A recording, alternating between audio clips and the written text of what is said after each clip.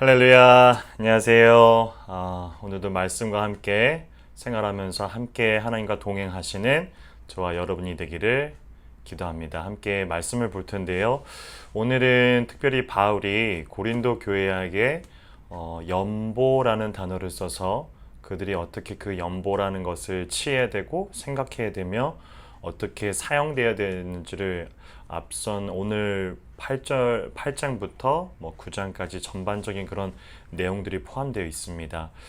연보라 하면 특별히 헌금을 오늘날로 표현할 수 있을 텐데 헌금이 하나님께 바쳐지는 어떤 자신의 마음과 어떤 모든 물질적인 것들 다를 포함한다면 특별히 이 연보는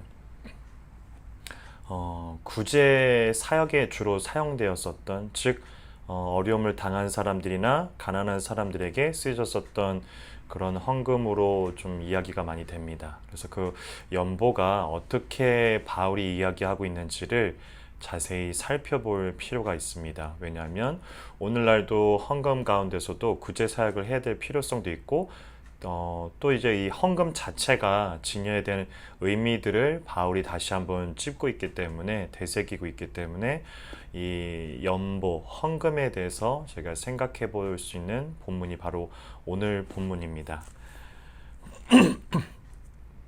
본문은 고린도 후서 8장 1절에서 15절까지의 내용입니다. 함께 이 연보에 대해서 한번 확인해 보려고 합니다. 형제들아, 하나님께서 마게도냐 교회들에게 주신 은혜를 우리가 너에게 알리노니 환난의 많은 시련 가운데서 그들의 넘치는 기쁨과 극심한 가난이 그들의 풍성한 연보를 넘치도록 하게 하였느니라. 내가 증언하노니 그들이 힘대로 할 뿐 아니라 힘에 지나도록 자원하여 이 은혜와 성도 섬기는 일에 참여함에 대하여 우리에게 간절히 구하니 우리가 바라던 것뿐 아니라 그들이 먼저 자신을 주께 드리고 또 하나님의 뜻을 따라 우리에게 주었도다. 그러므로 우리가 디도를 권하여 그가 이미 너희 가운데서 시작하였은즉 이 은혜를 그대로 성취하게 하였노라. 오직 너희는 믿음과 말과 지식과 모든 간절함과 우리를 사랑하는 이 모든 일에 풍성한 것 같이 이 은혜에도 풍성하게 할지니라. 내가 명령으로 하는 말이 아니요 오직 다른 이들의 간절함을 가지고 너의 사랑의 진실함을 증명하고자 함이로다.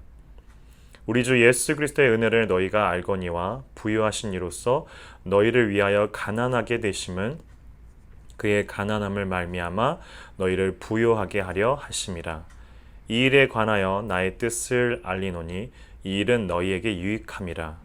너희가 1년 전에 행하기를 먼저 시작할 뿐 아니라 원하기도 하였은즉 이제는 하던 일을 성취할지니 마음에 원하던 것 같이 완성되어 있는 대로 하라.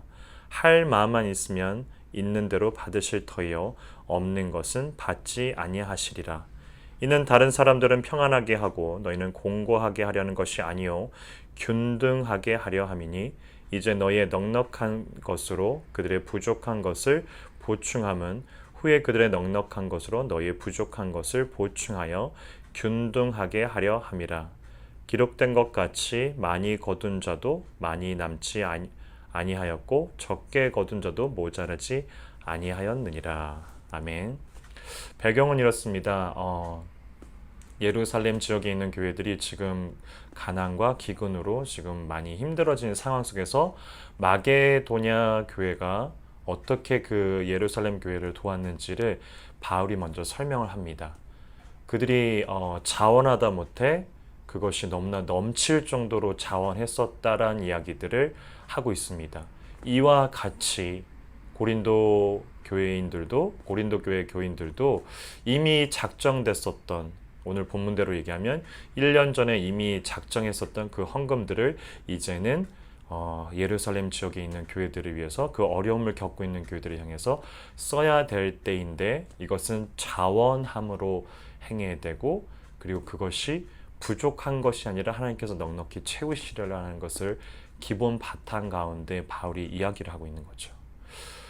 특별히 저희 휴스턴 세미양 교회는 헌금을 따로 이렇게 걷는 시간들은 없습니다.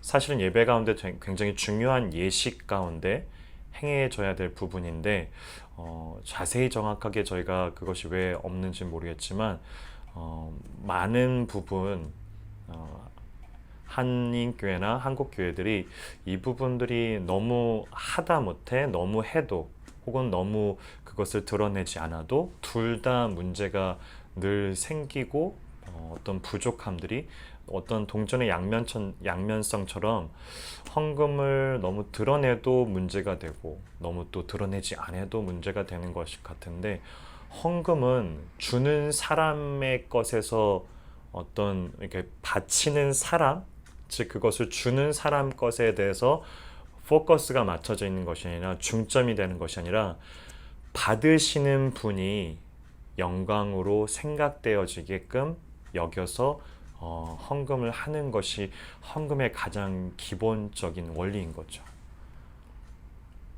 원리입니다. 그것이. 따라서 헌금이 어떠한 우리들의 보여짐들, 그것의 많고 적음으로 인해 가지고 그것이 판명이 된다라면은 성경에서 말하고 있는 많은 부분들이 다시 고쳐져야 되지 않을까 생각해요. 예를 들면 가인과 아벨의 그 이야기를 들어보면 가인의 예물과 아벨의 예물들, 아벨은 동생이지만 어린 양을 살아 움직이는 어린 양을 바쳤기 때문에, 혹은 가인은 농부로서 자신의 곡물들을 바쳤기 때문에, 즉 그 예물의 차이 때문에 아벨의 예배만 하나님께서 받으셨다라는 것이 아니라, 하나님께서 그 예물의 차이가 아니라 하나님께서 보시기에 그 마음의 중심을 보셨다는 부분들이 영어 버전이나 어떤 원어에 대한 버전을 보면 정확하게 나와 있습니다. 즉 헌금에 대한 어떤 높고 낮음, 많고 적음이 하나님께서 보시려고 하시는 것이 아니라는 거죠.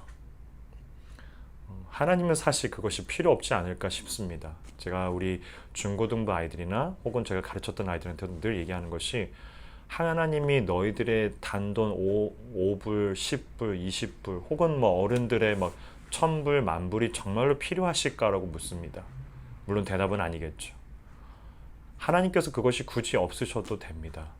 하지만 왜 그렇게까지 하나님께서 그 마음의 중심에 있었던, 우리 사람들의 마음의 중심에 있는 그 물질적인 것에 마음을 두지 말고 하나님께 두라고 부르는 부분들을 이야기하는 것 같습니다.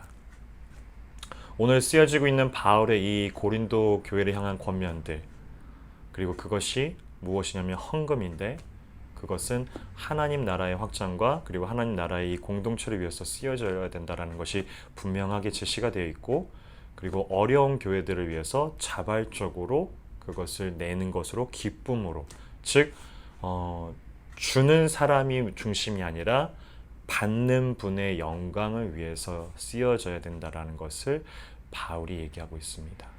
오늘 이 본문을 보면서 우리도 과연 우리의 헌금에 드려지는 자세들이 어떠한가를 한번 확인해 볼 수 있지 않을까 생각해 봅니다. 우리가 헌금을 통해 가지고 과연 우리가 어떤 것에 더 중심을 두고 하나님 앞에 헌금을 하느냐, 이것을 한번 좀 확인해 볼 수 있는, 점검해 볼 수 있는 본문이지 않을까 생각해 봅니다.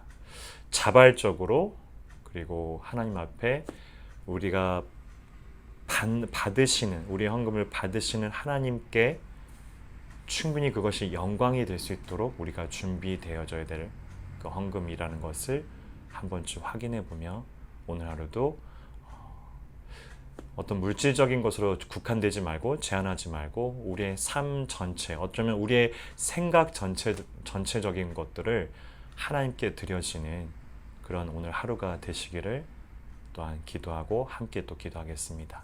같이 기도합니다.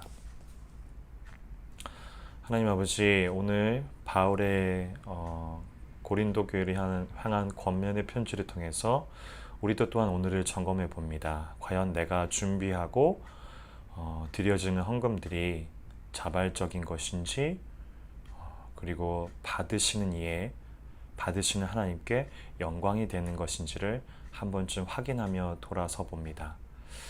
하나님, 그것이 물질로 국한되지 않았을 때 우리의 마음과 우리의 모든 것을 다 말한다라면 과연 우리의 마음은 하나님께 자발적으로 하나님께 영광된 삶들을 살아가고 있는지를 또한 점검하며 묻습니다. 하나님, 우리를 바른 데 가운데 세워주시고 바른 길목 가운데 서 있을 때 우리가 하나님의 자녀임을 다시 한번 확신하며 확증하며 걸어갈 수 있는 저와 우리 성도님들 되게 하여 주시옵소서. 감사합니다. 예수 그리스도의 이름으로 기도합니다. 아멘.